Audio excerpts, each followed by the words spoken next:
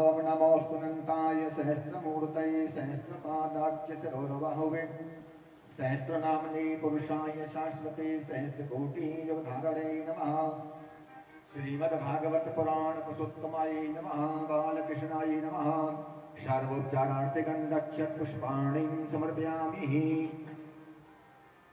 गन्धं समर्पयामि। गन्धं गन्धान्ते अक्षतमक्षतान्ते पुष्पमाल्यां समर्पयामि। माल्यादीनि सुगन्धीनि मालत्यादीनि वे प्रभो मया हितानि पुष्पाणि पूजार्थं प्रदगृह्यतां महः। श्रीमद्भागवत पुराण पुरुषोत्तमाय नमः। पुष्पं पुष्पमाल्यां समर्पयामि। दिवदक्षिणाय समर्पयामि। नमस्करोमि। नमः पंकजनाभाय नमः पंकजमालिने नमः पंकजनेत्राय नमस्ते पंकजाग्रहे। प्रार्थनापूर्वकं नमस्करोमि। यं प्रकृजन्तमनुपेतमपेतकृत्यं द्वैपायनो प्रियकातर आजुहाव पुत्रेति तन्मे तया तर्वोऽभिनेदु तं सर्वभूतहृदयं मुनिमानतोऽस्मि। व्यासनन्दनाय नमः। श्रीसुखाय नमः। दक्षपुष्पाणि समर्पयामि। नमस्करोमि। व्यासाय विष्णुरूपाय व्यासरूपाय वैष्णवे नमो वै ब्रह्महृदये वासिष्ठाय नमो नमः। अचतुर्वदनो ब्रह्मा निर्वाहुर्वरो हरि अभाललोचन शम्भु भगवान् बादुरायणः। राधा साध्यं साधनं यस्य राधा मंत्रो राधा मंत्रदात्रीं च राधा शर्वं राधा जीवनं यस्य राधा राधा राधा वाचिक्यं तस्य शेषम्। श्रीमद्भागवत पुराण पुरुषोत्तमाय नमः। प्रार्थना पूर्वकं नमस्करोमि। बोलिए भागवत भगवान की जय। आरती के लिए सभी धर्म प्रेमी खड़े हो जाएंगे। ओम चंद्रमा वनसो जातक चक्षुः सूरजो अजायत श्रोत्राद्वाय च प्राणश्च मुखादग्निरजायतः।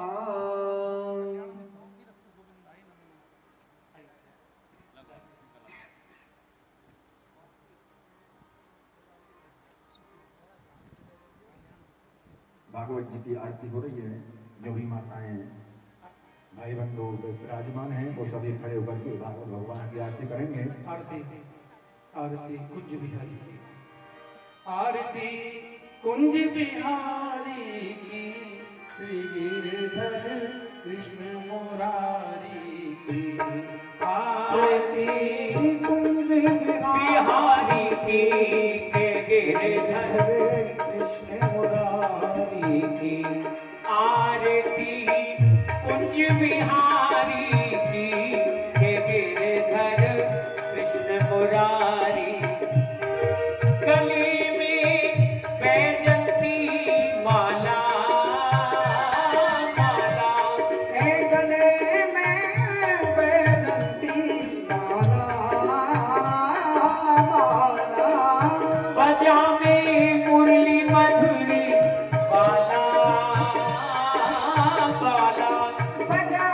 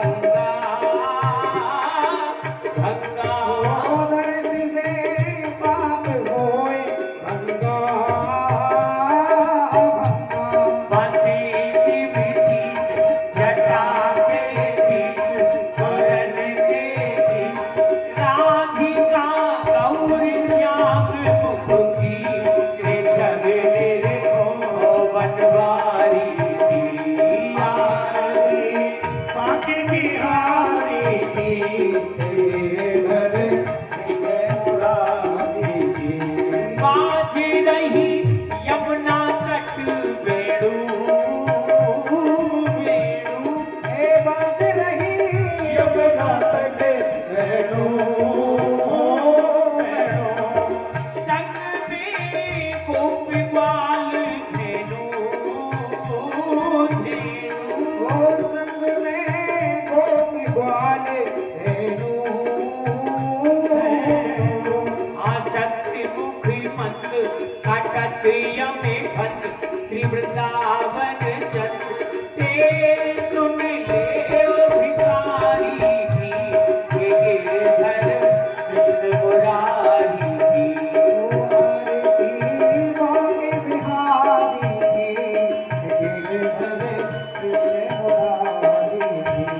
आरती बाके बिहारी की ये गिरधर कृष्ण मुरारी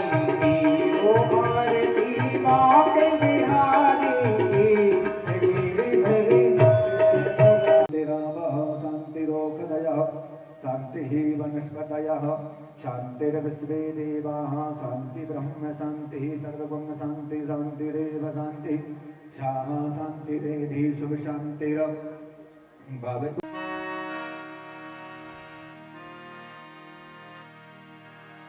आनंद के सागर भागवत भगवान की पावन दिव्य और रसमयी कथा श्रवण करने के लिए समस्त भक्तजन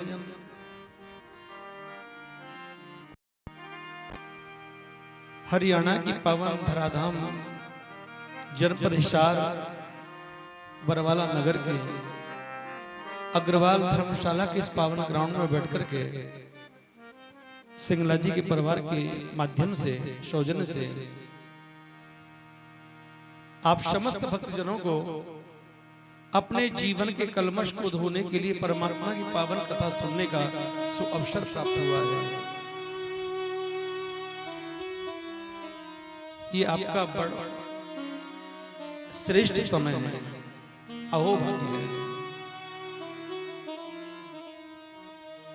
उनके भाग्य की सराहना कौन कर सकता है प्यारे, जिन्हें अपने जीवन में भगवान के चरणों में बैठ करके भगवान की दिव्य लीलाओं का कथा के माध्यम से दर्शन करने का शुभ अवसर प्राप्त होता हो।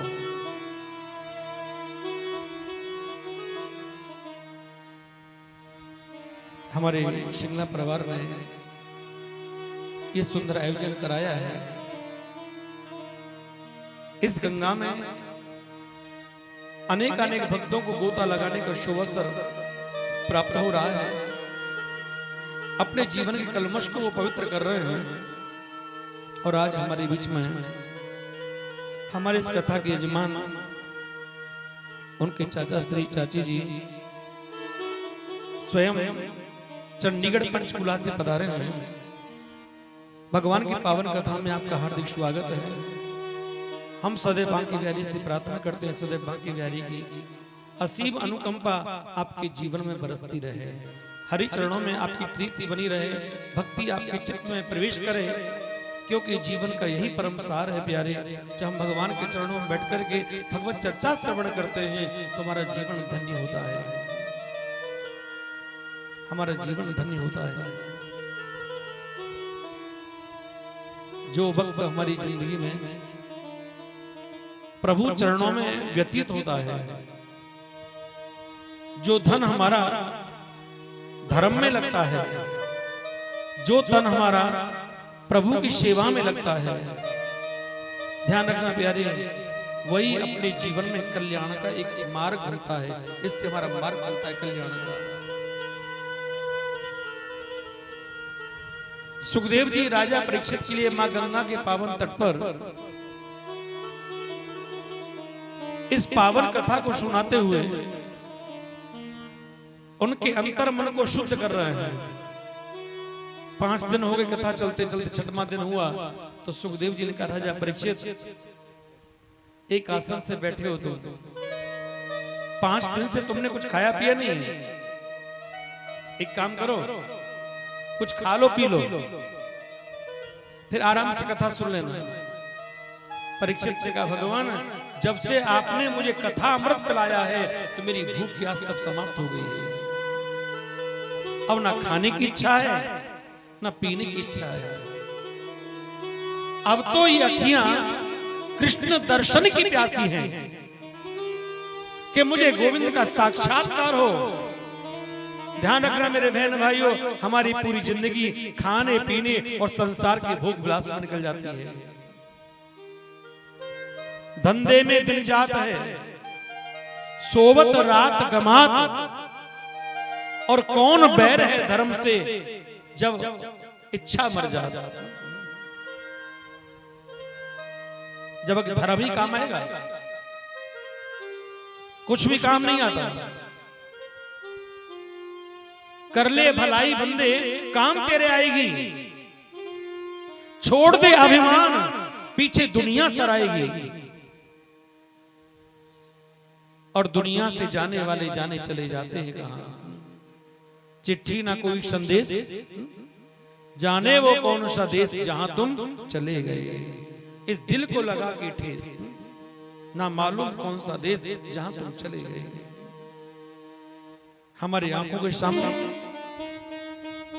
हमारे कितने अजीज जिनसे हमारा इतना प्रेम होता है और हमें छोड़ के चले जाते हैं और हम कुछ भी नहीं कर पाते प्यारे, सिर्फ देखते रह जाते हैं।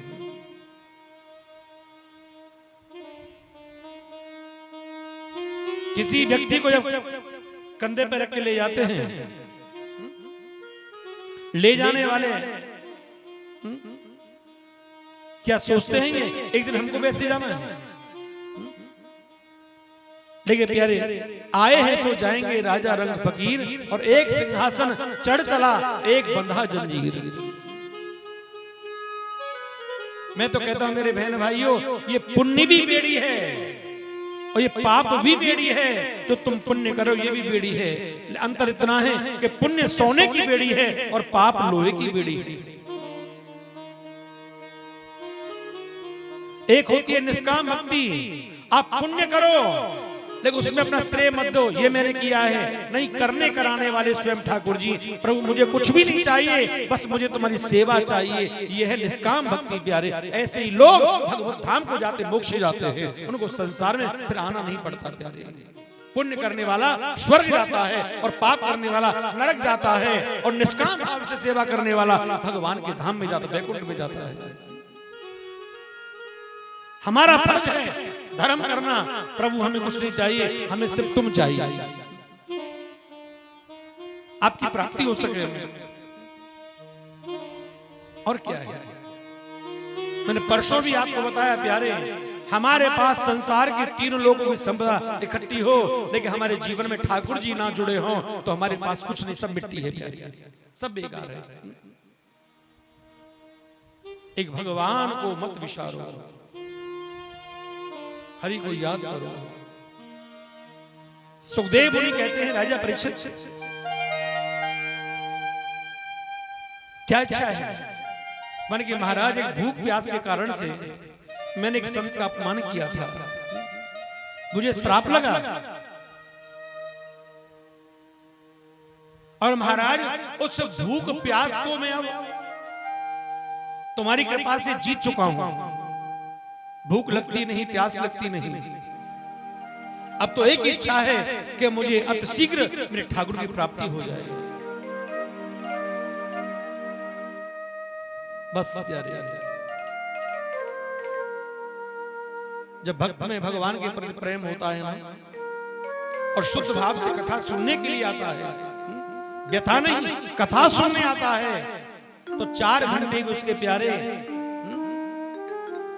4 मिनट के बराबर निकल जाते हैं। जिस समय व्यक्ति भगवान की कथा में रम जाता है तो समय का होश नहीं रहता, समय का भान नहीं रहता। मेरी बहनों, कल आपने सुना कि ब्रजवासियों ने भगवान कृष्ण के साथ मिलकर के ब्रज में गिरिराज जी की पूजा की, गोवर्धन की पूजा की। और आप जानते हैं ये गोवर्धन नाथ कौन है?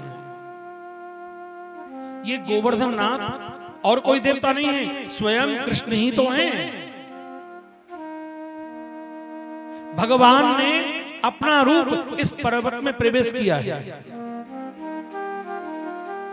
वही गोवर्धन नाथ है। एक रूप से पूज रहे और एक से रहे पूजाए, एक रूप से ग्वालों के साथ पूजा कर रहे हैं और एक रूप से भगवान पूजवा रहे हैं। ब्रजवासी 56 प्रकार के भोजन ले गए थे ठाकुर जी के लिए, ठाकुर जी के लिए। लेकिन ठाकुर जी ने इतना पाया, इतना खाया, तो सारे गोपाल कन्हैया की तरफ देख रहे, लाला तेरे देवता की खुराक बहुत है। हे भगवान, एक खुराक कितनी है? अरे कन्हैया, अपने देवता से कहो कि थोड़ा बहुत प्रसाद हमारे लिए छोड़ दे। तो स्वयं कन्हैया हाथ जोड़ के अपने आप से प्रार्थना कर रहे हैं, हे गिरिराज बाबा, कुछ प्रसादी ग्वालों के लिए छोड़ दो। अब तो गिरिराज जी बोले, अरे कान्हा, कैसी भगवान की लीला देखो, दो दो रूपों में लीला चली ठाकुर जी की। अरे कान्हा, तुम्हारे ब्रजवासियों ने हमें 56 भोग तो लगा दिया, मगर अब हमको प्यास लग रही है, पानी पिला दो। कन्हैया बोले, ब्रजवासियों पानी मांग रहे हैं गिरिराज बाबा। तो सभी ब्रजवासी बोले, अरे लाला, याद तेरे देवता की, याद तेरे देवता की 2-4 टंकी से पूर्ति ना पड़ेगी। ऐसी कौन सी यहां पर गंगा जी रखी है, यहां से हम तेरे देवता को पूरा पार दे। ऐसी कौन सी गंगा रखी है?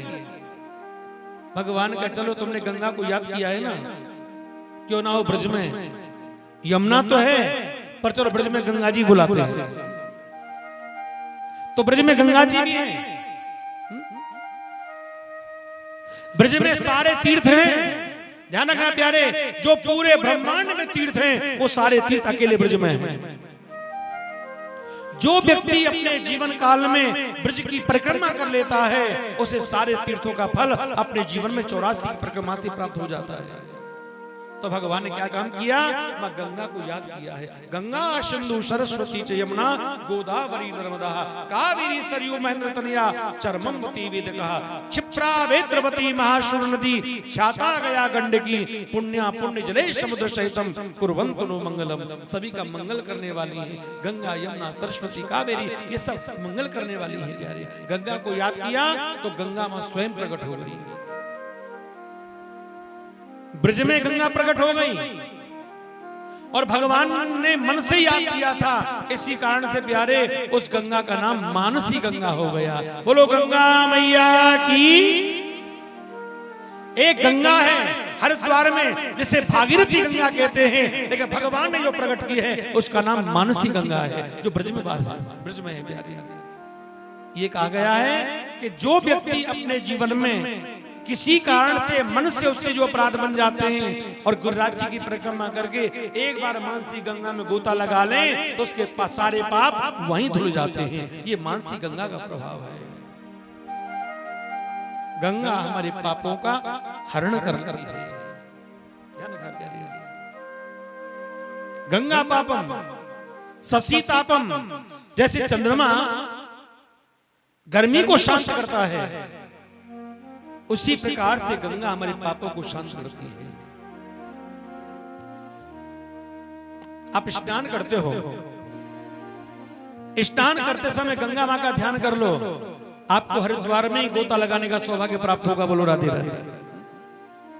किसी कारण से अगर हम वहां गंगा ना जा पाए तो गंगा का ध्यान कर लें, यमुना ना जा पाए तो यमुना का ध्यान कर लें और स्नान करें तो ये सोच लो प्यारे आप साक्षात गंगा में नहा रहे हो, गंगा में नहा रहे हैं। तो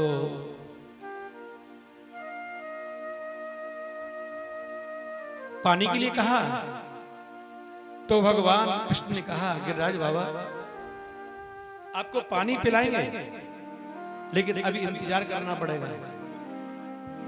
अभी आपने भोजन किया है 56 भोग, और भोजन करते ही पिया हुआ तुरंत पानी विष के समान हानिकारक होता है। जिसको अपना शरीर एकदम से फिट रखना हो, उससे सुबह उठते उठते ही कम से कम 2 गिलास गुनगुना पानी सिप सिप करके पीना चाहिए। नहाने के बाद भी 1 गिलास पानी पीना चाहिए,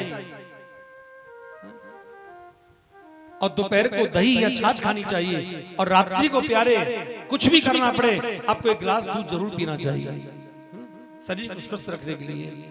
और कम से कम एक स्वस्थ व्यक्ति के लिए दिन में कम से कम 5 लीटर से 8 लीटर तक पानी जरूर पीना चाहिए। पानी जरूर पीना चाहिए। पानी में बहुत गुण है।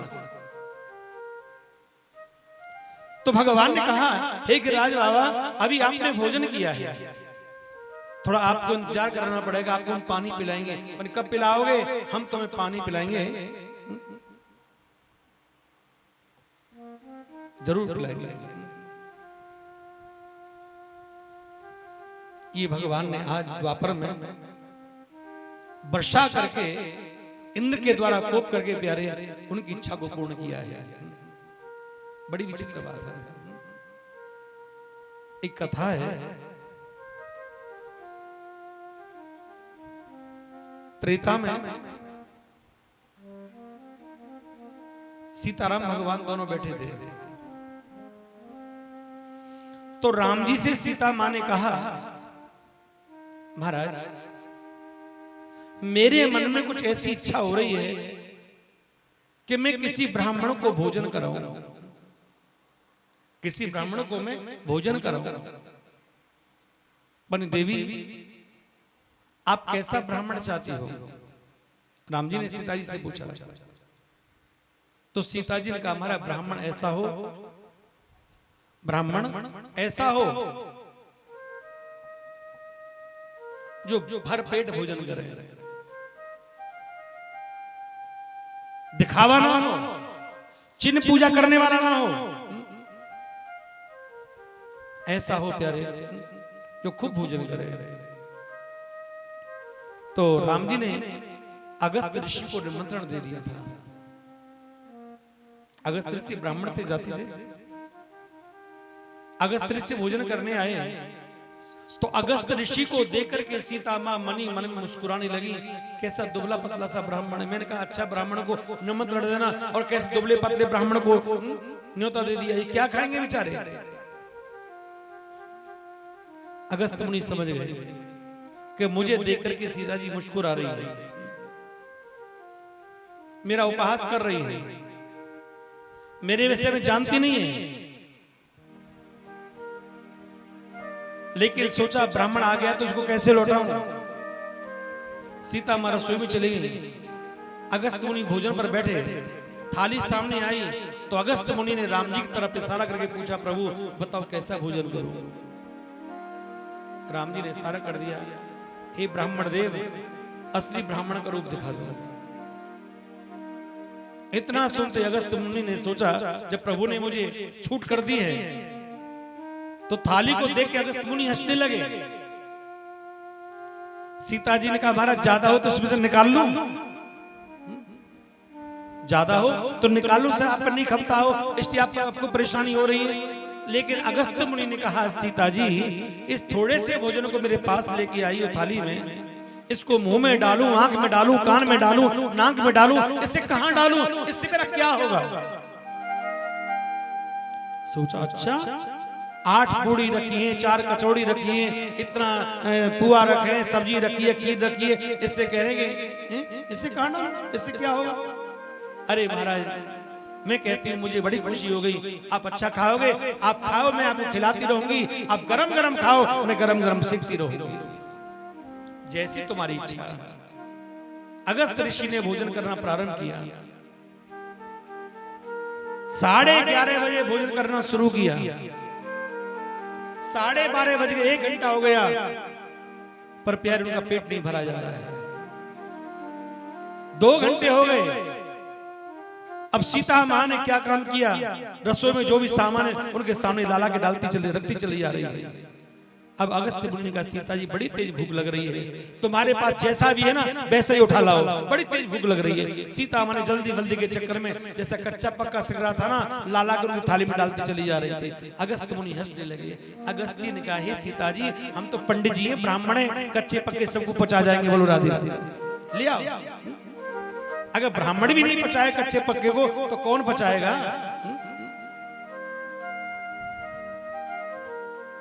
ब्राह्मण सबको पचा जाता है। जो ब्राह्मण का अधिकार है दान लेना, ध्यान रखना। और दान ब्राह्मण को दिया हुआ ही लगता है। गरीब व्यक्ति पर तुम दया कर सकते हो, लेकिन जब तक प्यारे कोई दान लेने वाला ब्राह्मण ना हो तो कभी अपना उद्धार ना हो। ध्यान रखना। हमारे जन्म से लेकर के मृत्यु तक ब्राह्मण से ही हमारी शुद्धि होती है जीवन की। अब तो सीता मां को 4 घंटे हो गए भोजन बनाते बनाते, सीखते सीखते, पर उनका पेट नहीं भरा जा रहा। सोचा मेरे द्वारे से ब्राह्मण कोई आधा भूखा ना चला जाए, तो गणेश जी को याद किया। सीता मां ने रसोई में, गणेश जी आ जाओ। गणेश जी की पत्नी को याद कर रिद्धि सिद्धि को, वो भी आ गई, लेकिन पूर्ति नहीं पड़ रही। 12 घंटे हो गए, 24 घंटे हो गए, 36 घंटे हो गए, 48 घंटे हो गए प्यारे। अब सीता मां भोजन सीखते सीखते परेशान हो गई। एक शरीर में ताकत होनी चाहिए। 2 दिन 2 रात लगातार भोजन बना के रसोई में खड़े होकर बनाना कितनी बड़ी मेहनत की बात है। अंत में सीता जी घबराई और सीता जी ने कहा राम जी से, प्रभु आपने कैसे ब्राह्मण को न्योता दे दिया, इनका पेट नहीं भर रहा है, और घर से ब्राह्मण भूखा चला जाए तो निश्चित मुझे लगता है कहीं ये श्राप ना दे दे मुझे। ब्राह्मण को कभी अपने घर से भूखा नहीं भेजना चाहिए, ब्राह्मण को कभी अपने घर से असंतुष्ट नहीं भेजना चाहिए। प्रभु आप भी हेल्प करो, मेरी सहायता करो। आज राम जी 4 पूड़ी लेके आए, थाली में धर के, खीर की कटोरी लेके आए और ला करके उसमें तुलसी दल छोड़ करके अगस्त ऋषि से कहा, प्रभु पाइए और संतुष्ट हो जाइए। तुलसी देख करके प्यारे आज उनकी इच्छा पूरी हो गई और कहा राम भोजन तो हो गया, अब इच्छा रही है जल की। राम जी ने कहा प्रभु आपको जल पिलाएंगे, लेकिन अभी नहीं, द्वापर में पिलाएंगे। कब? द्वापर में लीला करने के लिए हम ब्रज में आएंगे, गिरिराज पर्वत को उठाएंगे हम, उस समय तुम्हें याद करेंगे और तुमको जल जितना जल पीना हो उतना जल पी लेना। अगस्त ऋषि ने सोचा हम तो संत हैं, एक समाधि लगाएंगे तो त्रेता से द्वापर आ जाएगा, त्रेता से द्वापर आ जाएगा। तो जिस समय भगवान कृष्ण ने गिरिराज पर्वत को उठाया था, इंद्र ने कोप किया था, जितनी वर्षा हुई थी वो सब अगस्त ऋषि के उदर में प्रवेश कर गई थी, ऐसा प्रमाण भागवत जी में आया है। कई संतों का कथन है कि भगवान ने चक्र सुदर्शन के माध्यम से वर्षा को ऊपर ऊपर सुखा दिया था।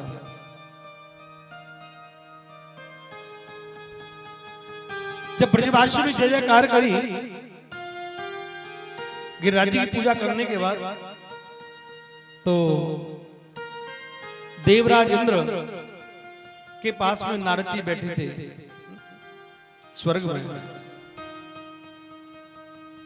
अलकापुरी में। इंद्र ने कहा महाराज नारद जी ये आवाज कहां से आ रही है, ये आवाज कहां से आ रही है? तो नारद जी ने कहा नारायण नारायण नारायण। आपको पता नहीं है इंद्र, आज के दिन ब्रजवासी तुम्हारी पूजा करते हैं। अच्छा महाराज समझ गया, आज मेरी पूजा हो रही है। नारद जी का नारायण नारायण, अब तेरी पूजा नहीं हो रही। क्यों? कि ब्रज के अंतर्गत में एक नंद को लाला अवतरित है गयो है, और वह नंद के लाला ने तुम्हारी पूजा कटवा करके गिरिराज पर्वत की पूजा प्रारंभ करा दी है। इंद्र ने सोचा मेरा इतना बड़ा अपमान उन ब्रजवासियों ने किया है, उन ब्रजवासियों को मैं देख लूंगा।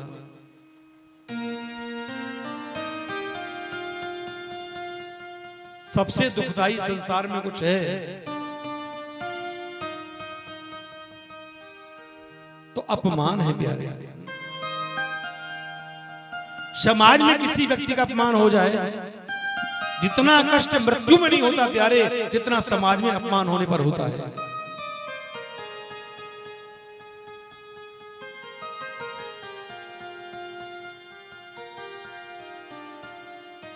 नजरों से गिरा हुआ इंसान और आंखों से गिरा हुआ आंसू ये कभी उठते नहीं है, ध्यान रखना प्यारे। ये मिट जाते हैं, खत्म हो जाते हैं। इसीलिए कहा है कि संभल कर कदम जिंदगी में उठाना, अजब है ये दुनिया, अजब है जमाना। इंसान को अपना इज्जत बनाने में बड़ा वक्त लगता है, लेकिन बिगड़ने में प्यारे एक पल नहीं लगता। ऐसा कोई कार्य जीवन में ना हो जाए। कहते हैं मेरे बहन भाइयों, धन गया तो समझो प्यारे कुछ नहीं गया, स्वास्थ्य गया तो समझो कुछ गया, और जिसका जीवन में चरित्र ही चला गया तो समझो प्यारे उसके पास तो कुछ ही नहीं बचा, उसका सब कुछ बेकार हो गया, सब कुछ बेकार हो गया।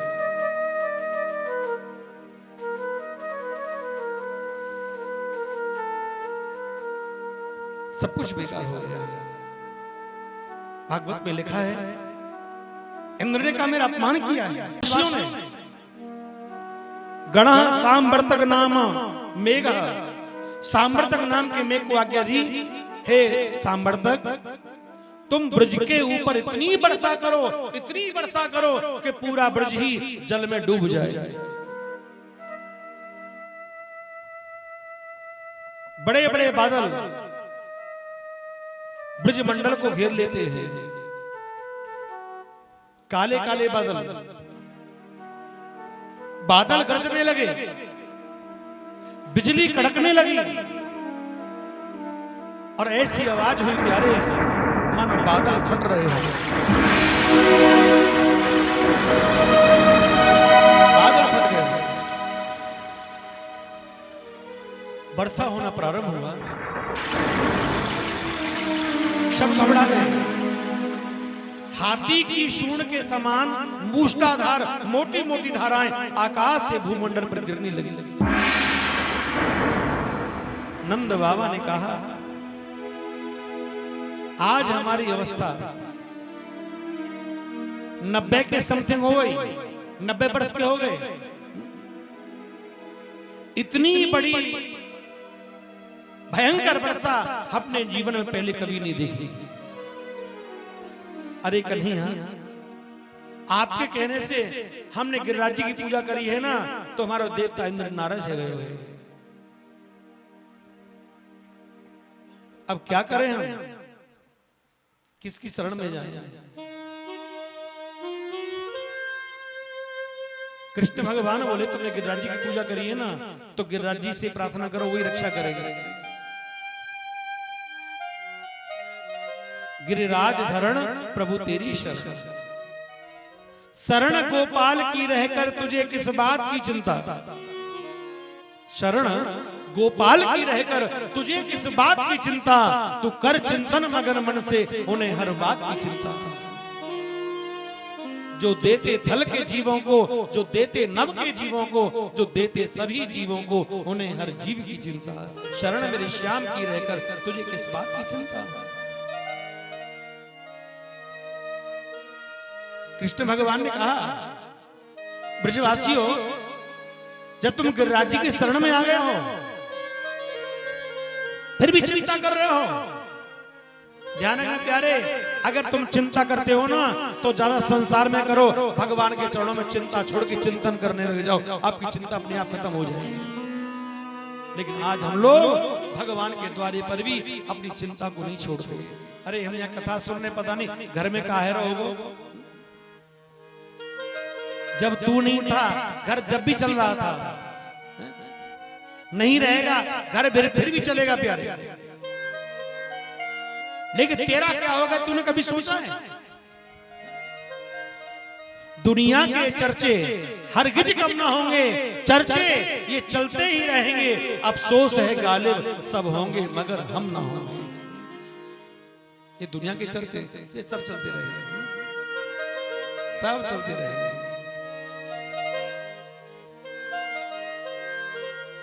इसलिए जब भगवान के चरणों में आए उस समय निकाल करके तो भगवान के बन के बैठो, या संसार को दिल दिमाग में मत रखो। लेकिन क्या करते हैं, यहाँ आकर के भी भगवान याद नहीं रहते प्यारे, यहाँ भी संसार को दिमाग में बसा के रखते हैं। कथा हमारे अंदर जाती नहीं, जब कथा अंदर जाएगी नहीं तो हमको सुख कैसे मिलेगा, शांति कैसे मिलेगी, आनंद कैसे प्राप्त होगा।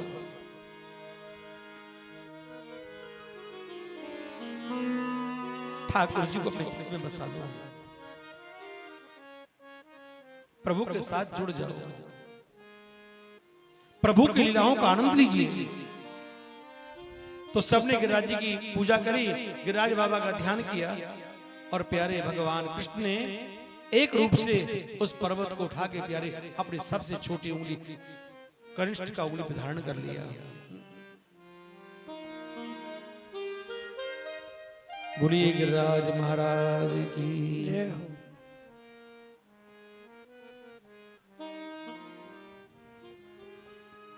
तो मां यशोदा कह रही है, नख पे गिरवर लीनो धारे कन्हैया मेरो बारो, नख पे गिरवर लीनो धार कन्हैया मेरो बारो, नख पे गिरवर लीनो धार कन्हैया मेरो बारो, नख पे गिरवर लीनो धार कन्हैया मेरो बारो, कन्हैया मेरो बारो, नंदलाला मेरो बारो, कन्हैया मेरो बारो, कन्हैया मेरो बारो, नख पे गिरवर लीनो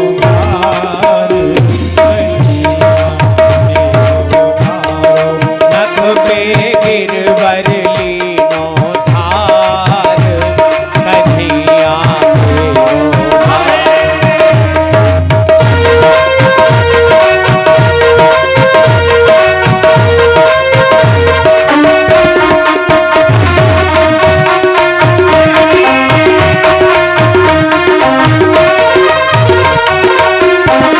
जोर लगाओ मेरे भैया, यो कहे यशोदा मैया, एक जोर लगाओ मेरे भैया, यो कहे यशोदा मैया, नेक जोर लगाओ मेरे भैया।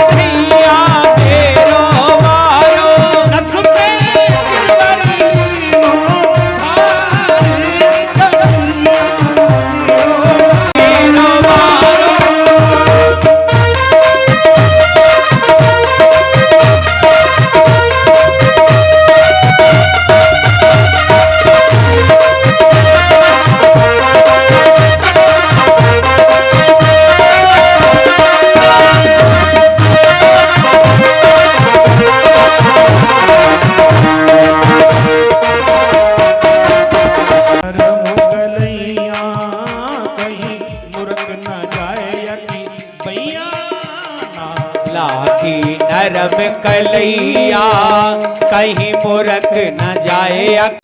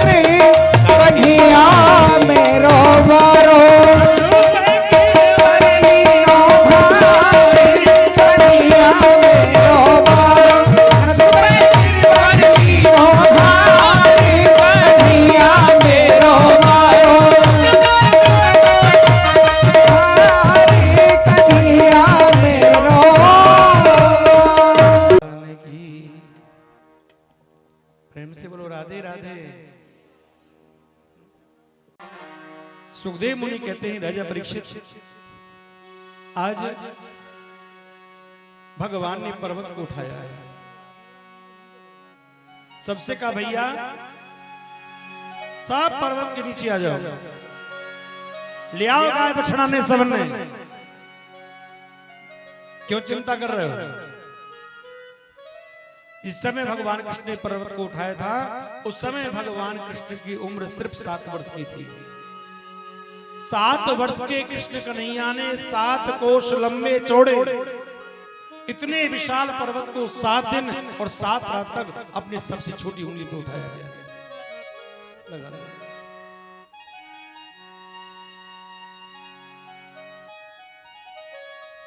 और आज के लोग भगवान की बराबरी करते हैं, कहते हैं ठाकुर जी ने शादी करी, अगर एक आध शादी चुपके से हम कर ले कौन सी बुराई की बात है? उनको ये नहीं बता रही मूर्खो, ये तो लीलाधारी की लीला है। जो 7 वर्ष की अवस्था में इतने बड़े पर्वत को उंगली पे उठा सकते हैं, तुम 7 किलो का बाट उठा के दिखा दो, वैसे भगवान की बराबरी करते हैं? नहीं, भगवान जो कहते हैं सो करो, जो उपदेश करते हैं उस पर चलो प्यारे। भगवान जैसा करते वैसा करोगे तो चक्कर पड़ जाएगा। भगवान को समय अनुसार ये मात्र लीलाएं करनी पड़ी हैं, इन लीलाओं को सुनो, इसके पीछे क्या क्या कारण है प्यारे।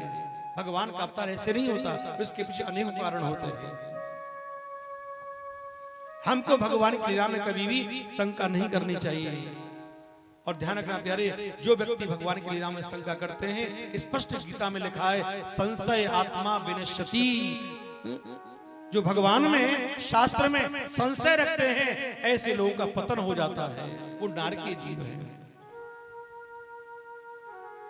परमात्मा ने समय आने पर भक्तों को मनोरथ को पूर्ण करने के लिए क्या क्या पावन सुंदर सुंदर अलौकिक लीलाएं की हैं प्यारे। ये लीलाएं प्यारी जी। अब तो बड़ा समय हो गया है। माँ यशोदा ने लाला को देखा, सब खड़े हैं, लाला की मुख तरफ निहार रहे हैं और कन्हैया ने उंगली पर पर्वत को उठा रखा है। तो माँ को वात्सल्य भाव प्रकट हो गया, दया प्रकट हो गई और कहने लगी, अरे ब्रजवासियों, तुम सब खड़े खड़े तमाशो देख रहे हो, थोड़ो थोड़ो देव सहारो और गिर ना पड़े ये गिरवर भारो। तुम सब खड़े खड़े लाला के मुख तरफ निहार रहे हो और मेरे लाला ने पर्वत को उठा रखे हो। तुम्हें दया नहीं, तुम्हें प्रेम नहीं, तुम निष्ठुर हो। इतना वजन लेकर के मेरा कान्हा अकेला आपके बीच खड़ा हुआ है। ब्रजवासी बोले, मैया तेरे लाला ने ऐसे कौन सा बड़ा काम करे हुए? भैया बोले, तुम्हें अभी पता नहीं, लाला ने बड़े काम नहीं करे।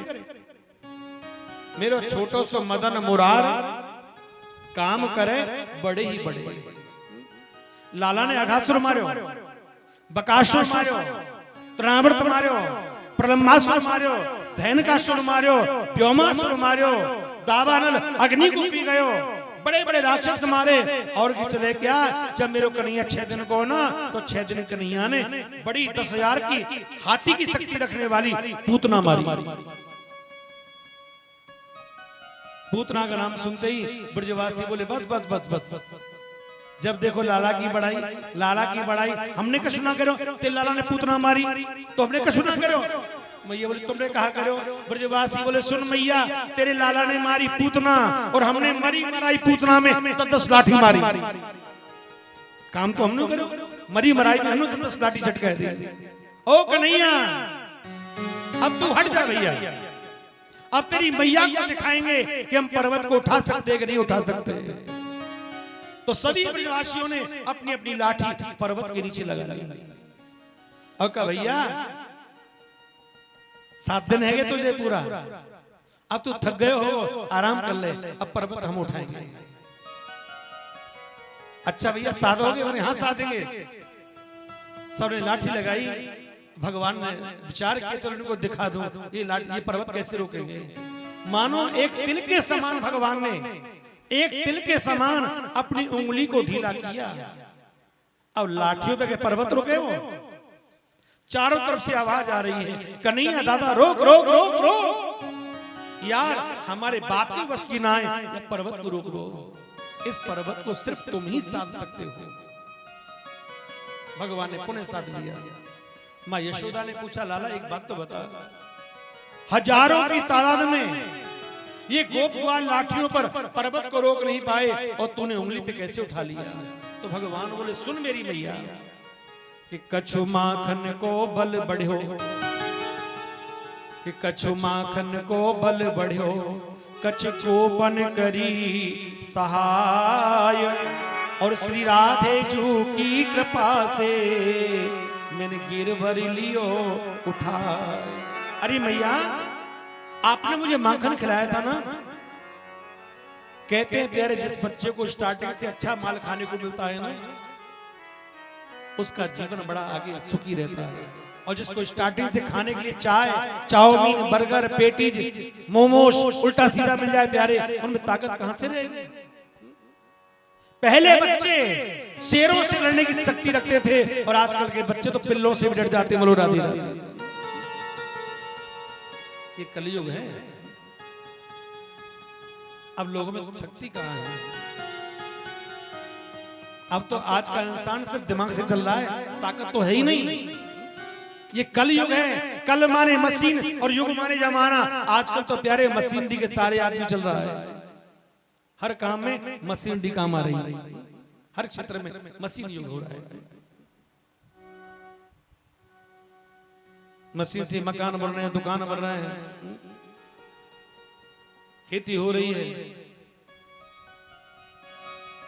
मशीन तो मशीन है प्यारे। कल माने मशीन, युग माने जमाना। तो मेरी बहनों, इधर कछु माखन को बल्ले बढ़ो, कछ गोपन करी सहाय, और राधे जू की कृपा से मैंने गिरवर लिए उठाए। आपने माखन खिलाया।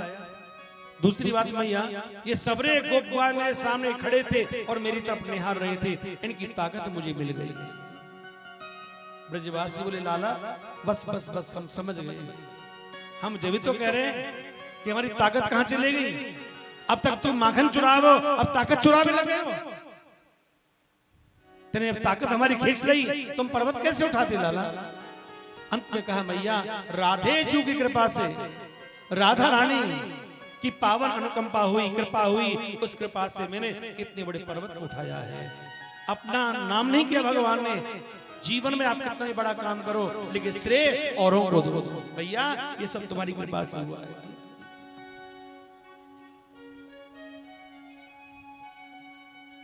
और होना चाहिए जीवन में। अब जो कर रहा है वो तो परमात्मा जानता है, परमात्मा से कुछ छुपा नहीं है। लेकिन जीवन में प्यारे आगे बढ़ने के लिए एक मान सम्मान जीवन में औरों का करो प्यारे, जिससे तेरे कार्य में कोई व्यवधान ना हो। करते हो तुम कन्हैया, मेरा तो नाम हो रहा है। आपकी कृपा से सब काम हो रहा है। ये संजीव भाई कह रहे थे, महाराज जी हम यहाँ के क्या व्यवस्था कर पाते, हम कैसे टेंट लगवाते, हम कैसी सारी व्यवस्था कर पाते हैं। अगर हमारा ये सहयोग नहीं करते भैया लोग, प्रदीप जी सहयोग नहीं करते, राकेश भैया सहयोग नहीं करते, तो शायद हम कथा नहीं करा सकते थे। अच्छी बात है, भगवान ने आपके माध्यम से उनसे भी सेवा लेनी थी प्यारे। उनका भी सौभाग्य है जो उनकी सेवा प्रभु चरणों में लग रही है, और उनके माध्यम से आपको यज्ञ कराने का अवसर प्राप्त हो रहा है। तो प्यारे आप दोनों ही ठाकुर जी की दृष्टि में महान हैं, श्रेष्ठ है प्यारे। जीवन में सम्मान करो एक दूसरे का। और क्या कहना है कि मेरा आपकी कृपा से सब काम हो रहा है, वो मेरा आपकी कृपा से सब काम हो रहा है। मेरा आपकी कृपा से सब काम हो रहा है। मेरा आपकी कृपा से सब काम हो रहा है। करते हो तुम कन्हैया, करते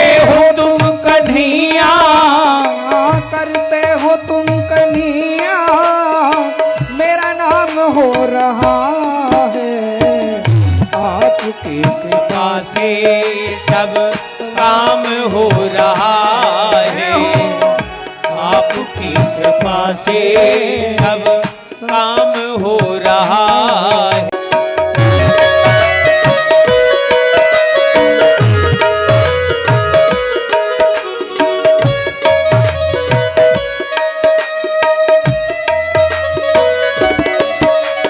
पतवार के बिना ही मेरी नाव चल रही है। पतवार के बिना ही मेरी नाव चल रही है। कन्हैया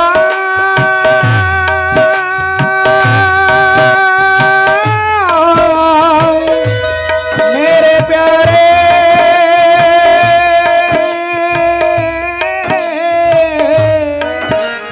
पतवार के बिना ही मेरी नाव चल रही है। पतवार के बिना ही मेरी नाव चल रही है। जमाना मंजिल भी मिल गई है। हैरान है जमाना मंजिल भी मिल रही है। तेरी कृपा से प्यारे प्यारे ये कमाल हो रहा है। आपकी कृपा से सब काम हो रहा है। मेरा आपकी कृपा से सब काम हो रहा है।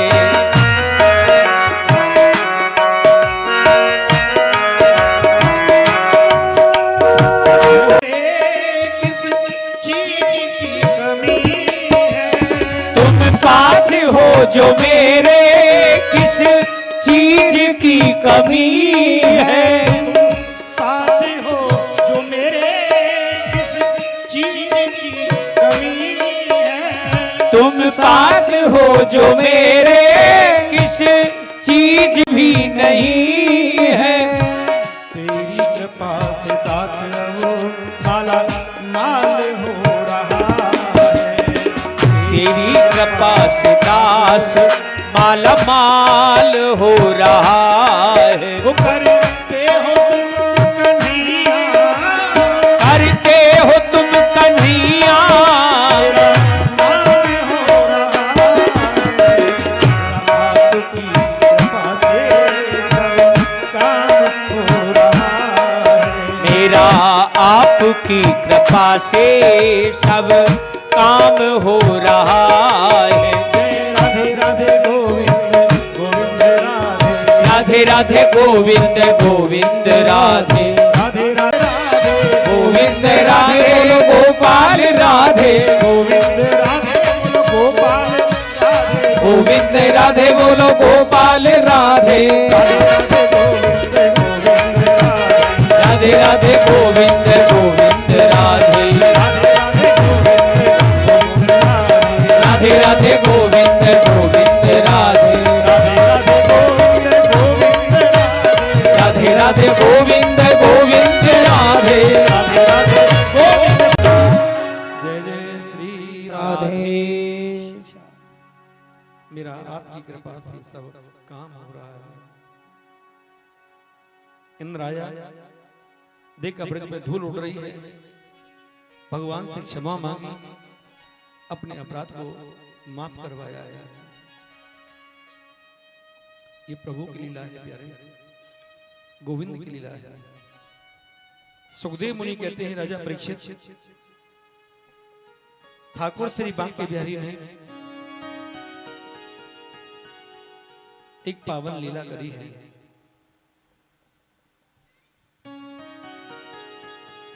इसी कार्तिक मास की बात है। कुछ ब्रज की गोपांगनाएं कार्तिक नहाती थी, और वैसे कहते कार्तिक तो माता बहनों को जरूर नहाना चाहिए। साल भर चाहे 11 महीना लेट जगो, पर कार्तिक में सुबह जल्दी 4 बजे जग जाओगे। कार्तिक नहाना चाहिए, जरूर नहाना चाहिए। और माता भगवती की आराधना होती है, नगर परिक्रमा होती है, भागवती की परिक्रमा होती है। भागवत कथा सुनने का तो कार्तिक में विशेष फल है। तो आज कुछ ब्रज की गोपांगनाएं व्रत रहती हैं। कात्यायनी महामाये महायोगेन धीश्वरी नंद गोप सुतम देवी पतिम ते कुरुते नमः। माता कात्यायनी की पूजा करती है और माता कात्यायनी से क्या मांगती है? नंद को लाला। श्री कृष्ण हमें पति रूप में प्राप्त हो जाए, व्रत का यही फल मांगती हैं, तपस्या का यही फल मांगती हैं कि हमको गोविंद प्राप्त हो जाए। भगवान ने सोचा ये गोपियां मेरी प्राप्ति के लिए इतनी कठोर साधना कर रही हैं, लेकिन इनकी जो भक्ति करने का तरीका है वो उचित नहीं है। उचित क्यों नहीं है? वो गोपियां क्या करती थी कि निर्वस्त्र होकर के यमुना में वस्त्रों को उतार करके प्यारे निर्वस्त्र होकर के यमुना में गोता लगाती थी। भगवान ने सोच लिया इनकी भक्ति अभी अंधी है, इनको भक्ति में ज्ञान नहीं है, और ज्ञान इनको कहां से मिले? इनको गुरु धारण किया नहीं, और ये मुझे अपना सर्वेश्वर मानती हैं, तो क्यों ना हो आज इनको मैं ज्ञान देता हूं, इनको उपदेश करता हूं। सुबह का समय था, 4 बज रहे थे, सब स्नान करने के लिए चली गई यमुना में। ठाकुर जी ने क्या काम किया? उन गोपियों के वस्त्र चुरा लिए, और जिस समय भगवान ने वस्त्र चुराए थे उस समय उनकी अवस्था मात्र 5 वर्ष की थी। कुछ लोग ना समझ मूर्ख, जिनको शास्त्रों का कोई चिंतन नहीं किया है, जिन्हें ज्ञान नहीं है प्यारे, वो किंतु परंतु करते हैं कि कृष्ण ने एक गोपियों को चीड़ चुराया, ये गलत किया है। लेकिन एक बात बताऊं, उस 5 वर्ष के बालक में क्या वासना और क्या कामना होगी प्यारे? 5 वर्ष के ठाकुर जी, बाल रूप ठाकुर जी, गोपियों को भगवान उपदेश देने के लिए ये सब लीलाएं कर रहे हैं। भगवान ने वस्त्र चुरा करके प्यारे और कदम के पेड़ पर चढ़ गए। गोपियां स्नान करने के बाद जैसे ही यमुना से बाहर आने को तैयार हुई तो क्या देखा प्यारे? वहां पर उनको अपने वस्त्र नहीं मिले। अरी को ले गए और चीर हमारे जुलम कर कर डाले। ना कोई बंदर ना कोई मानव, कौन ने बादर फारे, अरी को ले गए चीर हमारे। सोच रही हैं हमारे वस्त्र ने कौन ले गए? अब हम क्या करें, कहां जाएं, कैसे करें? और अब तो हम यमुना से बाहर आने के लायक भी नहीं, ठंड में कांप रही हैं। 1 घंटा हो गया कांपते कांपते ठंड में। अब सोचा जब ब्रज के ऊपर कोई आपत्ति विपत्ति आई और हमारे जीवन में कोई परेशानी आई है, तब उस नद नंदन ने हमें कष्टों से मुक्ति दिलाई है। क्यों ना हो अपने गोविंद को याद करें। तो आज गोपियां यमुना में ही भगवान कृष्ण को याद कर रही है, याद कर रही है। हे कृष्ण, हे माधव, हे नंदनंदन, हे मधुसूदन, आज आपके चरणों के दासियों के सामने बड़ा धर्म संकट खड़ा हो गया है। आज हमारी लाज आपके हाथ में है, हम क्या करें? आज हमारी आपको सुरक्षा करनी होगी प्रभु, आज हमारी लाज बचानी होगी। भगवान ने सोचा ये गोपियां परेशान हैं, तो कदम के पेड़ से बांके बिहारी ने मंद मंद स्वर में अपनी बंसी को बजाना प्रारंभ किया। मंद मंद स्वर में भगवान की बंसी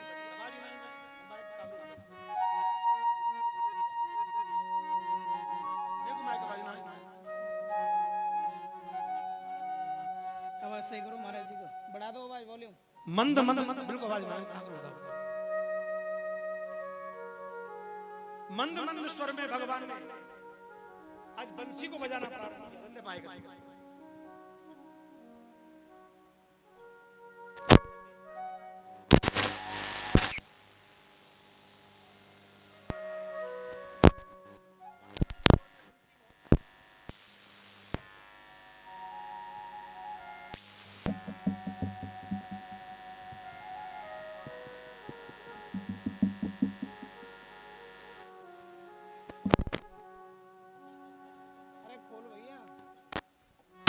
जय जय Radha Raman hello. Hari. Hello hello hello hello, अभी तो चल रहा है। भगवान ने जब बंसी को बजाना प्रारंभ किया, ठीक है, उस बंसी की आवाज को सुनने के बाद आज वो समस्त गोपियां विचार करती हैं, अरे बहन, ऐसी बंसी तो सिर्फ हमारे श्याम सुंदर ही बजाना जानते हैं, और ये आवाज यही कहीं से आ रही है। देखो तो सही, आवाज कहां से आ रही है? सबने कान लगा के सुना तो ये आवाज कदम के पेड़ से आ रही थी। हे श्याम सुंदर, अगर आप हमारे वस्त्रों को ले गए हो, तुम्हारे वस्त्रों को हमें लौटा दो। अभी तो मैच चल रहा है बेटा, 7 दिन में आज चलाना है गाँव।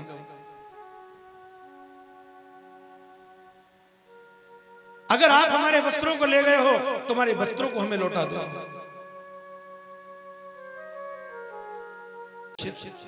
भगवान का कहां है तुम्हारे वस्त्र? भगवान ने लेकर के वस्त्र कदम के पेड़ पर टांग दिए हैं, डाली डाली पे टांग दिए हैं। आज भी कभी आप वृंदावन जाओ तो वहां पर चीर हरण है, या भगवान ने किया है कदम के पेड़ पर। आज भी भक्त लोग अपनी अपनी साड़ी चढ़ाते हैं, उनकी मनोकामना पूरी होती है। चीर माने आवरण, अपने आवरण भगवान के चरणों में चढ़ा दो। सुखदेव मुनि कहते हैं, राजा परीक्षित, आज वही मेरे बांके बिहारी, वही मेरे मधुसूदन आज अपने बोले, हे गोपियों, ये कोई चीर नहीं है, साड़ी नहीं है, ये तो कदम के पुष्प हैं, ये कदम के पुष्प हैं। इतना कहा मेरे बहन भाइयों। गोपियां बोली, प्रभु ये हमारे वस्त्र हैं, इनको हमें लौटा दो। भगवान का एक एक करके बाहर आती रहो, वस्त्रों को ले जाती रहो। गोपियां बोली, प्रभु हम तो बाहर आने के योग्य ही नहीं है। भगवान ने कहा, मैंने आपके वस्त्र नहीं दिए तो? एक गोपी बोली, कहा ना तुमने वस्त्र नहीं दिए ना, तो हम तुम्हारी शिकायत यशोदा मैया से कर देंगे। तुम छलिया हो, तुम नटखट हो। एक गोपी बोली, हम यशोदा से नहीं, तुम्हारी शिकायत तुम्हारे मामा कंस से कर देंगे। भगवान बोले, गोपी कंस की शिकायत दिखा रही है ना, एक काम कर, जब पहले शिकायत करया वाकई वादा के अपने वस्त्र ले लीजिए। तो दूसरी गोपी ने हाथ पकड़ लियो, अरे दारी, तू हमारे लाला के लिए धौंस दिखा रही है, और कभी लाला धौंस में आवे बारो नहीं है। अगर आप इनको प्रसन्न करना चाहती हो तो इनसे अपने अपराध के लिए क्षमा मांगो। इतना जब कहा मेरी बहन भाइयों, भगवान ने उन अज्ञान रूपी वस्त्रों में ज्ञान भर करके उन गोपियों को वापस लौटाया है, उन गोपियों को वापस लौटाया है।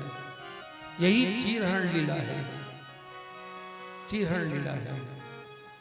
एक बार मेरे बांकी बिहारी ने ब्रज के अंतर्गत में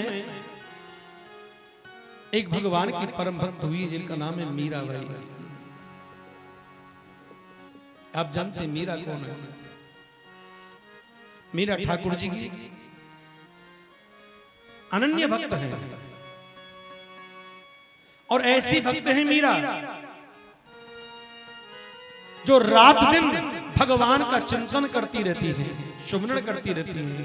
और मीरा ने अपने ठाकुर जी को पाने के लिए संसार के लोगों से कितने कितने ताने सुने, पर मीरा की भक्ति, मीरा के विचारों में, मीरा के भाव में कोई कमी नहीं आई। इसलिए कहते हैं कि खदान से निकली हुई हर वस्तु, खदान से निकली हुई हर वस्तु हीरा नहीं होती। संसार में बनने को तो कितनी बहन मीरा बनती है, पर हर बहन मीरा नहीं होती। मीरा का त्याग, मीरा की भक्ति, मीरा की सेवा, मीरा का समर्पण, मीरा का प्रेम, मीरा का निश्चल भाव एक प्यारे बड़ा ही अलौकिक है। और आप जानते हैं संसार में एक मीरा ऐसी भक्त हुई है जो अपने शरीर के सहित भगवान में समा गई थी। मीरा का अंत में शरीर नहीं रहा था, मीरा अपने सहज शरीर भगवान द्वारकाधीश में समा गई थी। जो मीरा थी ना, पहले जन्म में एक ब्रज की गोपी थी। कथा को ध्यान पूर्वक सुनी पहले, कैलाश से तैयार हो जाएंगे एकदम से रेडी। मीरा जो है ना, एक भगवान की परम भक्ता है और पहले जन्म में ये ब्रज की गोपी है, भगवान के मित्र हैं। शुभल उनकी ये पत्नी है। इनकी शादी जब ब्रज में हुई पहली बार, ये मीरा तो बाद में बनी है, ब्रज की गोपी थी, तो इनकी मां ने चलती बार कहा था मीरा से, बेटी मीरा, हमने तुम्हारी शादी ब्रज में कर तो दी है, पर कान खोल के सुनना, ब्रज के अंतर्गत में एक नंद को लाला ऐसो है जो एक बार उसको देख लेता है ना, वो संसार को भूल करके उन्हीं के गीत गाता है। बेटी मैं तो बार बार समझाऊं, बेटी रहियो वाह तू होशियार। अरे मैं तो ही बार बार समझाऊं, हे मीरा, हो बेटी रहियो वहाँ होशियार। मैं तो ही बार बार समझाऊं, ओ बेटी रहियो वहाँ होशियार, रहियो वहाँ होशियार, हो लाडो रहियो वहाँ होशियार। मैं तो ही बार बार समझाऊं, बेटी रहियो वहाँ होशियार। हरि नंदगाम को कुंवर कन्हैया जादूगर सरदार। नंदगाम को कुंवर कन्हैया जादूगर तू देखे भूल जाए संसार। हाँ एक बार जो बाबू देखे भूल जाए संसार। मैं तो ही बार बार समझा, हो बेटी रहियो वहाँ।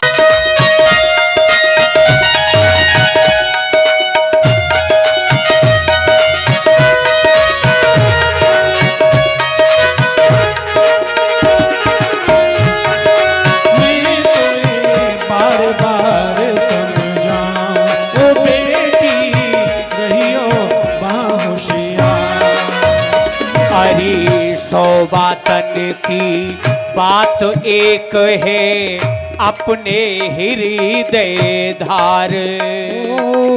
सो बातन की बात एक आँख मिलइयो चाहे कोई कहे हजार। हाँ मिलू जाए तो ना आँख मिलइयो चाहे कोई कहे हजार। बेटी बार बार समझाऊं, ओ बेटी रहियो वहाँ होशियार, रहियो वहाँ होशियार। अरे जाऊं बेटी रहियो वहाँ होशियार। लेकिन चाहे तुझसे कोई लाख बार कहे, पर कन्हैया से अपनी नजर मत मिलाइयो।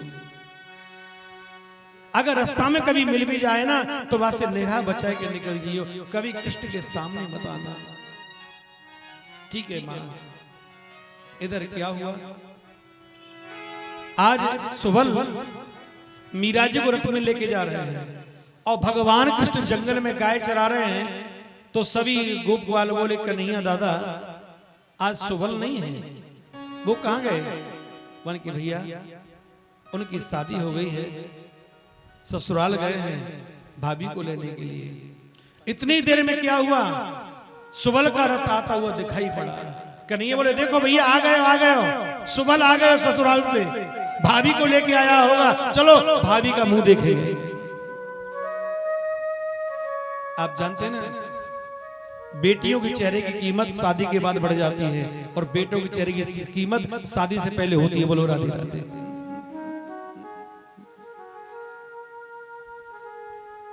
तो कान्हा रथ के सामने पहुंच गए। सुबल से कहा सुबल यार तू कैसो हमारो मित्र है, तू कैसो हमारो सखा है। वैसे कहते कृष्ण तुम हमारे मित्र हो, पर ससुराल जाने का नंबर आया, दावत खाने का, अकेले चले गए, हमको अपने ससुराल साथ नहीं लेके गए। अच्छा एक बात बताओ, भाभी को लाए कि नहीं लाए? हाँ तेरी भाभी तो आई, रथ में बैठी है। इतना कहा, अब प्यारे मीरा ने देखा, ओहो जिस कृष्ण के लिए चलती बार मेरी माँ ने मना किया था और ससुराल में आई और सबसे पहले वो कन्हैया ही मिल गया। तो मीरा जी ने क्या काम किया, कृष्ण को अपना मुंह नहीं दिखाना है तो अपने घूंघट को नीचे कर लिया। कान्हा बोले भाभी जरा अपना मुख तो दिखा दो ना। लेकिन आज मीरा नहीं दिखा रही, माँ की बात मान रही ना। बहुत पीछे पड़े कन्हैया, लेकिन मीरा ने मुख दर्शन नहीं कराया। कान्हा ने कहा सुन भाभी मीरा, पहले जन्म में भाभी लगती थी मीरा ये थी, सुबल कृष्ण से उम्र में बड़े थे। पर सुन भाभी मीरा, जैसे आज मैं तुम्हारे मुख दर्शन के लिए तरस रहा हूं, एक दिन ऐसा होगा कि तुम्हें भी मेरे लिए तरसना पड़ेगा, तुम मेरे लिए तरसना पड़ेगा। मीरा अपने ससुराल चली गई। भगवान कृष्ण बड़े मायूस हो गए कि मीरा भाभी की हमने मुंह नहीं देखा। लेकिन इस समय 7 वर्ष की अवस्था में भगवान ने गिरिराज पर्वत को उठाया था, तो सभी कहने लगे ये नंद को लाला को साधारण बालक नहीं है, ये साक्षात नारायण है। तो मीरा अपने अपराध क्षमा कराने के लिए भगवान कृष्ण के पास आई, प्रभु मुझे क्षमा करो। आज माँ को गाली दे रही है, आग लगे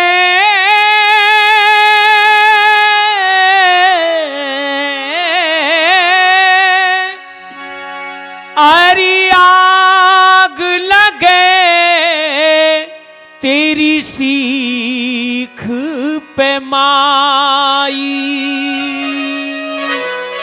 सागर किनारे प्यासी ते मारी। हे माई तेरी सीख में आग क्यों ना लग जाए कि सागर किनारे रख करके तूने मुझे प्यासा रख दिया, नारायण के पास पहुंचा करके भी उस नारायण के दर्शनों से तुमने मुझे वंचित कर दिया, अलग कर दिया। हे माँ ऐसी तुम्हारी सीख में आग लग जाए जो माता पिता अपने बच्चों को भगवान से अलग करते हो। एकदम से मीरा जाके भगवान के चरणों में गिर पड़ी, प्रभु मुझे क्षमा करो, हे गोविंद मुझे क्षमा करो, मेरे से बड़ा अपराध हो गया। एकदम से भगवान कृष्ण ने मीरा जी को देख करके अपना मुंह फेर लिया।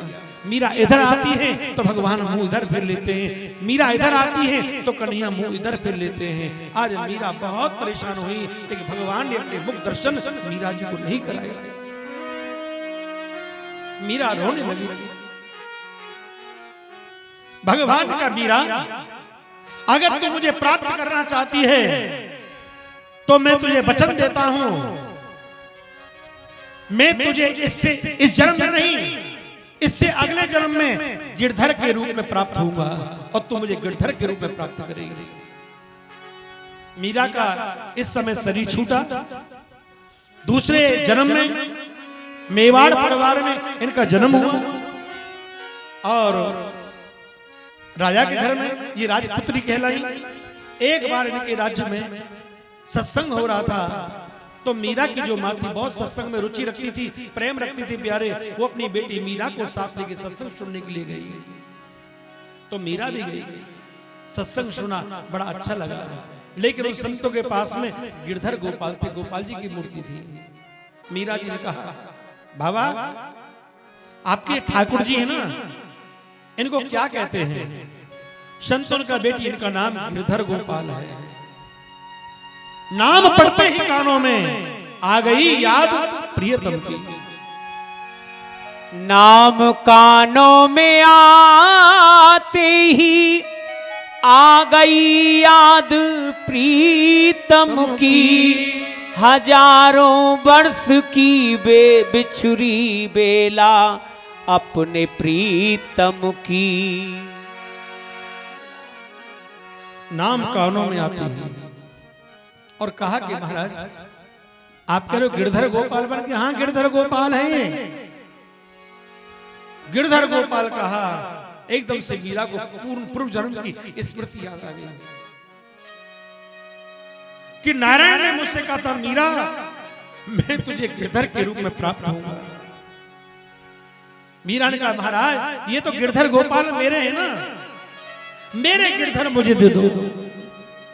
मैं तो कहूंगी बजा के ढोल के गिरधर मेरा है। कोई कहे हल्को, कोई कहे भारो, मैंने लियो तराजू तोल गिरधर मेरा है।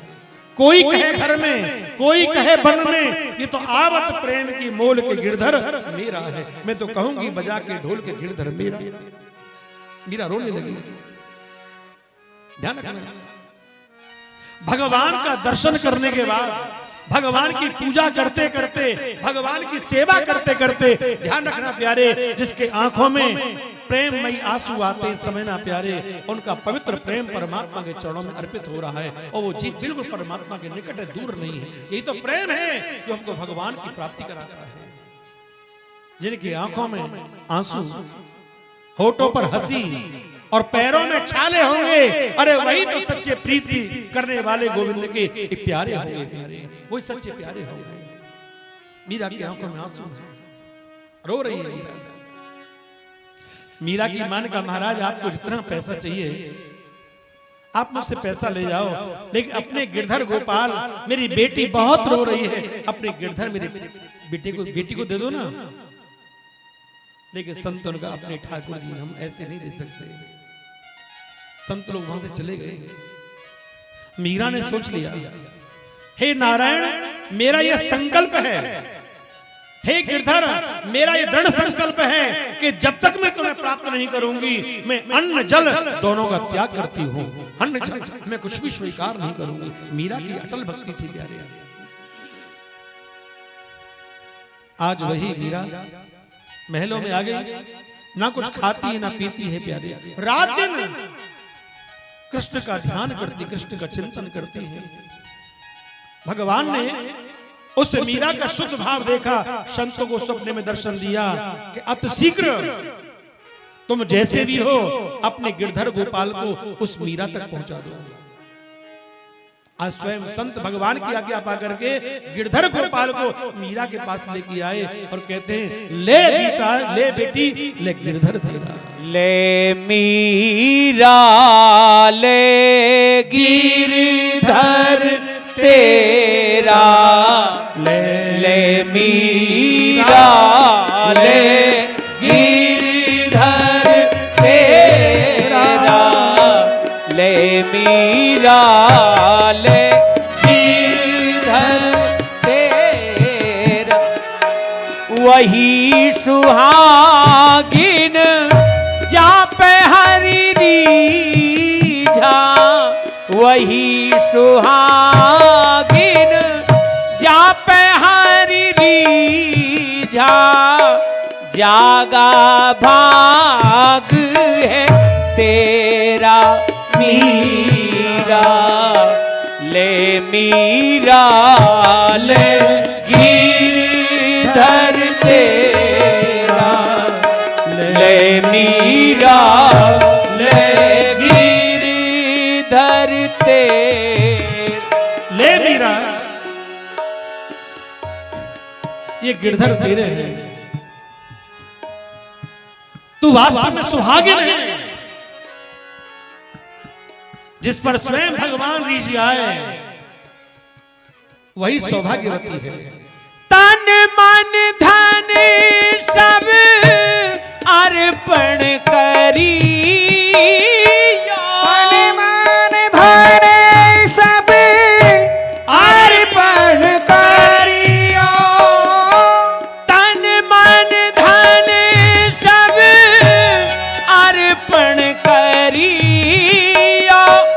जागा भाग है तेरा मीरा ले मीरा ले गिरधर तेरा ले मीरा ले गिरधर तेरा मेरी सेवा पूर्ण भई अब मेरी सेवा पूर्ण हुई अब जागा भाग है तेरा मीरा ले गिरधर तेरा ले मीरा ले गिरधर तेरा ले मीरा तन मन से तू सेवा करियो। ठाकुर जी एक बात बताऊं, ठाकुर जी हम ले तो आते वृंदावन से ले आए, द्वारका से ले आए, हरिद्वार से ले आए, मथुरा से ले आए, लेकिन ठाकुर जी को लाके सेवा ना करें प्यारे तो और अपराध होता है ज्यादा।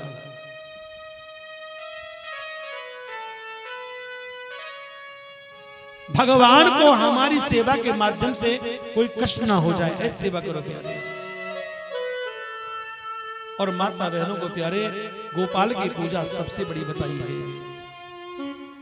जो माता बहन अपने घर में गिरधर गोपाल की आराधना करती हैं, उनकी आराधना करने से ही भगवान उनकी सारी मनोकामना पूरी कर देते हैं।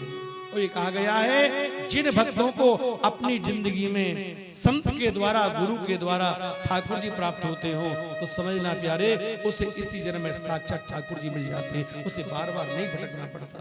संतों ने मीरा को ठाकुर जी दे दिए, बेटी मेरी पूजा पूर्ण हो गई, अब तेरा भाग्य जाग गया है, अब तू खूब तन मन से ठाकुर जी की सेवा करके अपने जीवन का कल्याण कर लेना। अब मीरा भगवान की सेवा में लगी रहती है हर समय, उसका ज्यादा वक्त प्रभु सेवा में गुजरता है। एक दिन मीरा के नगर में एक बारात निकल रही थी, तो मीरा छोटी सी थी, उस समय मीरा की अवस्था मात्र 5 वर्ष की थी। दूल्हा घोड़ी पे बैठ के जा रहा था, तो मीरा बोली माँ ये कौन है जो घोड़ी पे बैठा है? बल्कि बेटी ये दूल्हा है, दूल्हा ये ब्याह नहीं जा रहा है। तो मीरा ने बच्चापन में कहा माँ मेरा दूल्हा कौन है? मीरा ने कहा माँ मेरा दूल्हा कौन है? तो मीरा के मुंह से बात, माँ के मुंह से बात निकल गई, बेटी तेरा दूल्हा तो तेरा गिरधर है। अब गांठ मान ली उसने, ऐसे बर को कहा वरू जो जीवे और मर जाए, अरे बर ये गोपाल को जो चुड़लो अमर है जाए। अब तो मैया ये शादी गिरधर गोपाल के साथ ही होगी। ऐसे बच्चापन में गुड्डा गुड़िया की शादी होती है ना, ऐसे मीरा ने अपने गिरधर गोपाल के साथ भामर डाली प्यारी, कहा अब तो मरे यही जीवन साथी है, इनके अलावा मैं किसी को नहीं बरूंगी। लेकिन समय की बात देखो, उसका भाग्य जागा, लेकिन कन्या बड़ी हुई धीरे धीरे, अंत में पिता को चिंता हो गई कि बेटी की शादी करनी चाहिए। और ये कहा गया है जब कन्या शादी योगी हो और माता पिता चिंता ना करें प्यारे, ऐसे माता पिता को भी नरकगामी होना पड़ता है जो बेटी की चिंता ना करे शादी की प्यारे, वो भी नरक का द्वार देखते। मीरा के पिता को चिंता हुई कि बेटी की शादी करनी है, मीरा ने मना किया लेकिन वो नहीं माने, भोजराज के साथ उनकी शादी हो गई। मीरा के पति का नाम था भोजराज, राणा इनके देवर थे, ऊधा इनकी नंद थी। शादी होने के बाद जैसे ही भोजराज इनको लेकर के आए तो इनकी नंद ने कहा भाभी हमारे कुल की मर्यादा है, जब घर में नई बहू आती है ना दुर्गा जी की पूजा करने जाती है, चलो दुर्गा जी की पूजा करने चले। तो मीरा जी ने कहा नहीं, मैं तो अपने गिरधर गोपाल के अलावा किसी की पूजा करना नहीं जानती, मैं तो गिरधर गोपाल की पूजा करूंगी और किसी की पूजा नहीं करूंगी। तो प्यारे अब मीरा वहीं सत्संग में आनंद लेती है, बड़े बड़े संतों का सत्संग सुनती है, भगवान की भक्ति में नृत्य करती है। तो राणा को प्यारे बहुत बुरा लगता है। राणा ने कहा मीरा भाभी तू रात दिन ऐसे नाचती है, कृष्ण कृष्ण जपती रहती है, अगर ऐसे ही जपेगी कृष्ण का नाम और ऐसी भक्ति करेगी तो कान खोल के सुन ले, इस महलों में तेरा कोई अधिकार नहीं है, तुझे महलों में से कुछ नहीं मिलेगा। एक कहते प्यारे जब भक्त के चित्त में भगवान के प्रति भक्ति जागृत हो जाती है तो उसे महल, कोठी, गाड़ी, फैक्ट्री ये सब मिट्टी दिखाई देती है। वो कहते हैं कि संसार में इस भक्ति से बढ़ के दुनिया में कुछ भी नहीं है। तो मीरा क्या कह रही है सुनो राणा जी। राणा जी तेरे महलों में आग लगे, राणा जी तेरे महलों में आग लगे, राणा जी तेरे महलों में आग लगे, राणा जी तेरे महलों में आग लगे, राणा जी तेरे महलों में आग लगे। मैं तो चली वृंदावन राणा, मैं तो चली वृंदावन राणा, मैं तो चली वृंदावन राणा, मेरे सोए भाग्य जगे, राणा जी तेरे महलों में आग लगे, राणा जी तेरे महलों में आग लगे।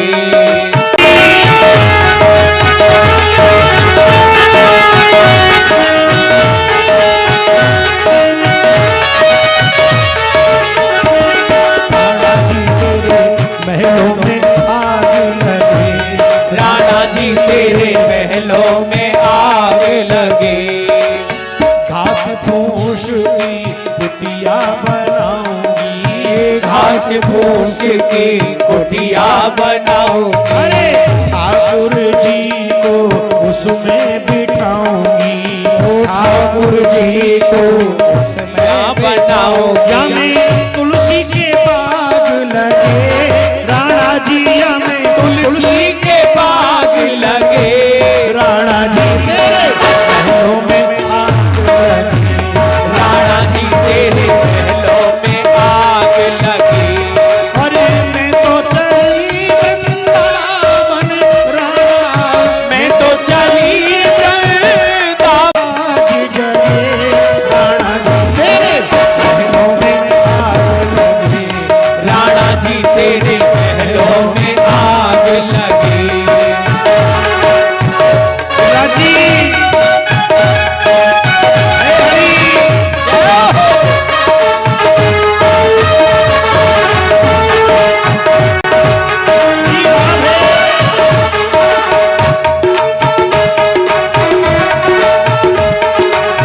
ना चाहिए तेरो सोना चांदी, ना चाहिए तेरो सोना चांदी, और ना चाहिए तेरो हीरा मोती, ना चाहिए तेरो हीरा मोती। ये तो कारो नाग लगे, राणा जी ये तो कारो नाग लगे, राणा जी तेरे महलों में आग लगे, राणा जी तेरे महलों में आग लगे, राणा जी तेरे महलों में आग लगे।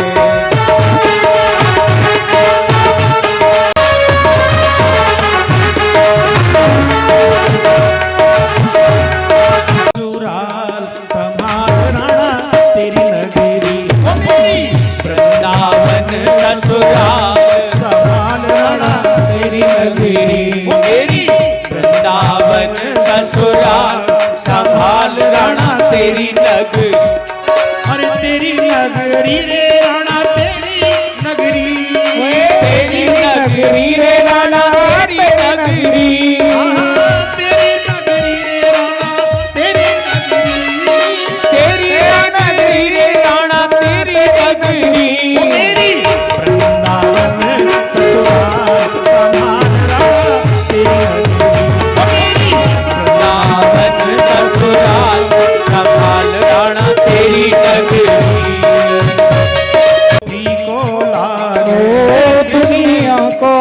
को मीठो लागे ना भावे संसार समाज तेरी नगरी मेरी ना भावे संसार संभाल रण तेरी नगरी